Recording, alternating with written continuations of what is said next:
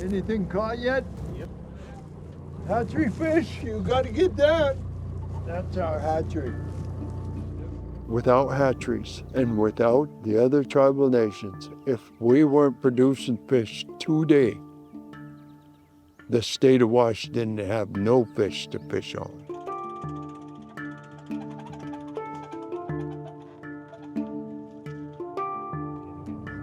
My name is Stephen Solomon Sr., traditional name Tlakalan Chuskin. We used to fish 5 days a week in this river. 78 rolls around, and the fish that come back are in lesser numbers. Early spring Chinook were threatened. The next phase, they're going to be endangered species. We says, well, we're going to stay off the water with the hopes of 20, 30 years down the road, we're going to have a fishery. That didn't happen. That's why we sat down and formulated all the process to run a good hatchery. This is the automated marking and tagging trailer. So fish are loaded in from the raceways right here. They're going to go through there, and then that clicking that you hear is a pneumatic sorter. So it sorts them by size and then directs them to the appropriate marking and tagging machine.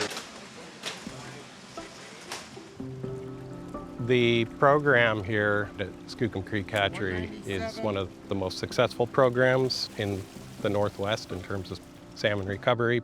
A very large number of people from many different agencies all came to the table and developed this plan. Lummi and Nooksack tribe, they ended up putting juveniles into captive rearing. We says, we're going to go out and catch these fingerlings coming out of the gravel in April and May. We put these fish in an aquaculture setting and let them grow out.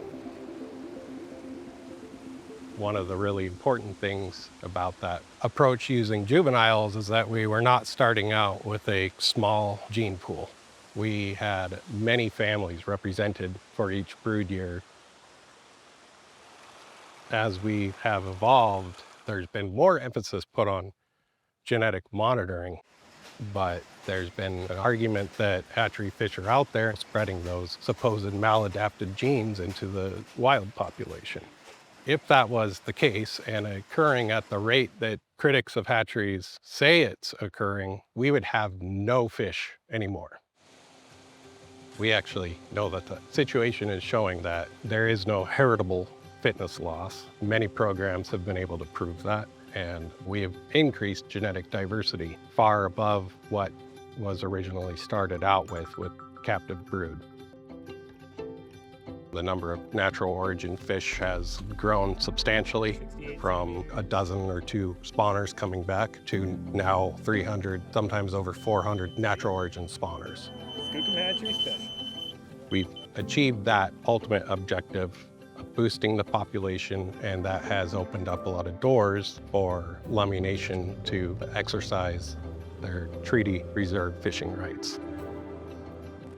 We work for hatcheries and hatchery production, to maximize and enhance all fish species overall for our whole community. See them baby salmon flipping around in here. Yeah,